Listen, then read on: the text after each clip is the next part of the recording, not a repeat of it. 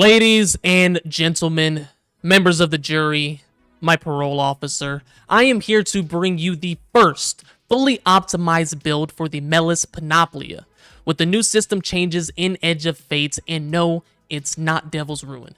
This build is egregiously busted, with immaculate melee damage, impeccable heals. This thing has been able to carry me through solo Mythic Kepler.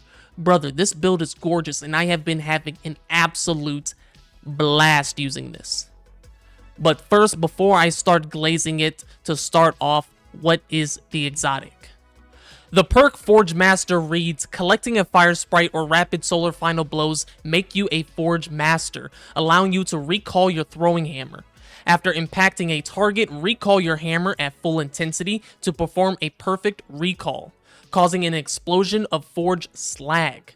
Perfect recalls and collecting fire sprites extend your time as a Forge Master. That was pretty long. So Forge Master lasts for 11 seconds and can be refreshed by 3 seconds from picking up a fire sprite and on a perfect recall. And how we're going to keep up on making fire sprites is a couple ways. Now literally everyone is saying use Devil's Ruin, and that's it, that's all. But in my humble opinion, the only thing that's really good is the laser beam. And as far as Devils, intrinsically making a fire sprite every kill on a 3-second cooldown is nice, but you can do the same thing with the right fragments. But first, let's get into what weapons we're using if not Devil's Ruin. In the primary slot is Outbreak Perfected, comboing this with a 2-piece tech set. This allows you to deal significantly increased kinetic damage to combatants' shields, overshields, vehicles, and constructs. From my testing, is just about 3 times damage. As well as it being a featured exotic, gaining an extra 10% damage. In the secondary slot is the new Solar Rocket Sidearm Returned Memory you get from Crucible. Now, it's no laser beam, but it's consistent and very good for long range, and I feel like that's where Devils falls off for me. And it's a rocket sidearm. We all know how chunky these are, and it benefits from the seasonal artifact just the same as Devils. And depending on the tier you can get up to a 10% damage increase as well. My god rolls for rocket assisted frames are always beacons and insert AoE perk. For solar, that would be incandescent, but heal clip incandescent is always pretty good. On top of the origin trait Tenacity, when targets are nearby, final blows grant weapon damage, reload speed, and handling until the wielder's death. At 200 weapons at 0 stacks, it shoots for 424 damage, and at max 20 stacks, it shoots for 466 damage, about a 10% more damage increase.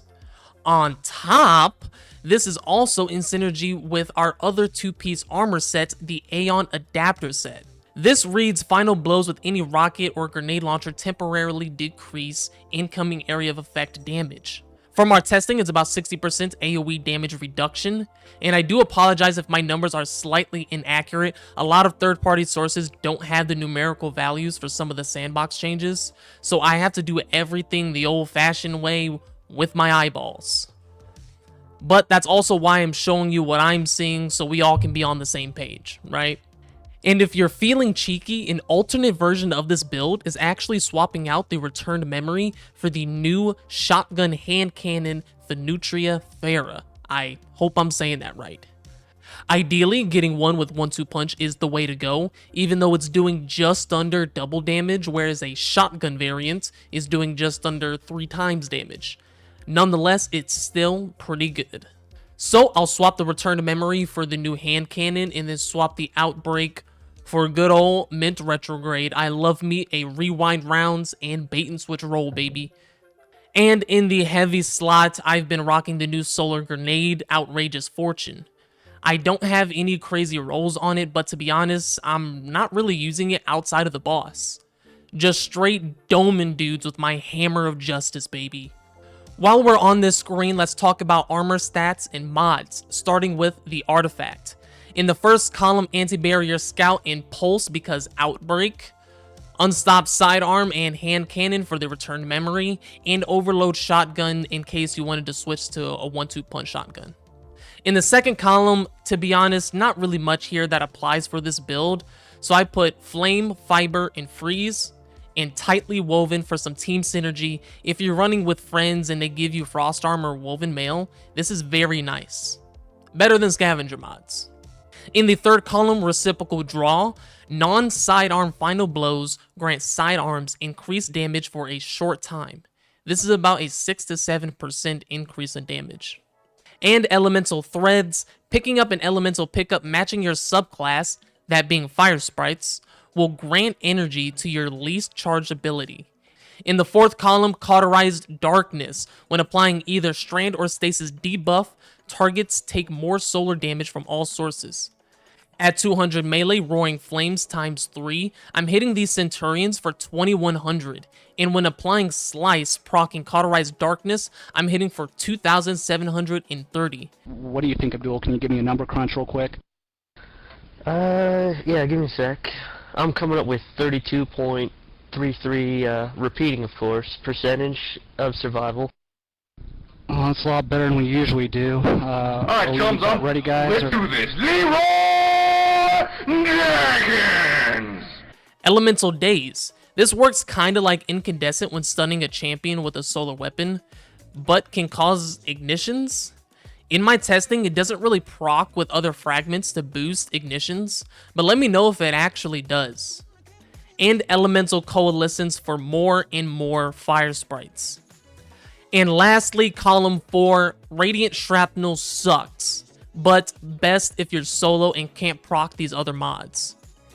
And then Elemental Overdrive. When picking up a Fire Sprite, it will also give us about a 10% damage increase with this sidearm. Shield Crush is pretty good if you want to jump through the hoops of proccing these yourself, or have someone on your team do it. That's it for the artifact mods. Now the armor mods. This really depends on the roles you have to balance things out.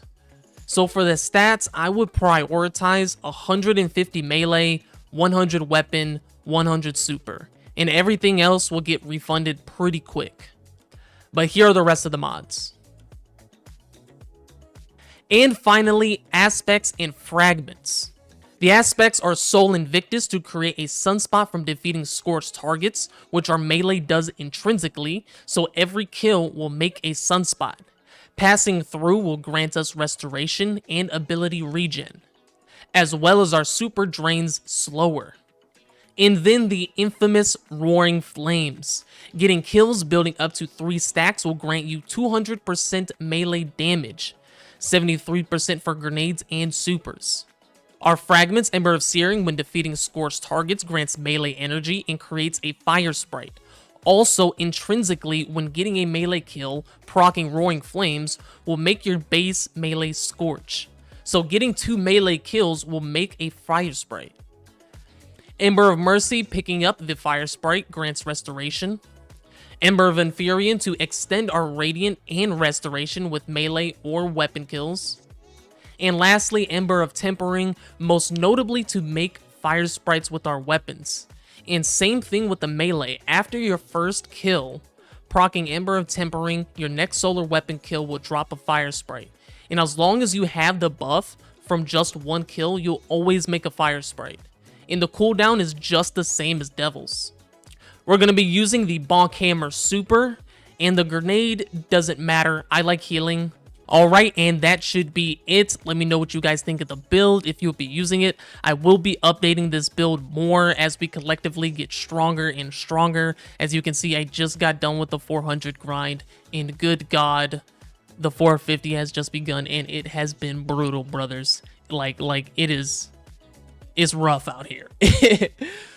But I will be having more Titan, Hunter, and Warlock builds coming out. Stay tuned. Check out the stream, show some love, say hi, and as always, GG fellers.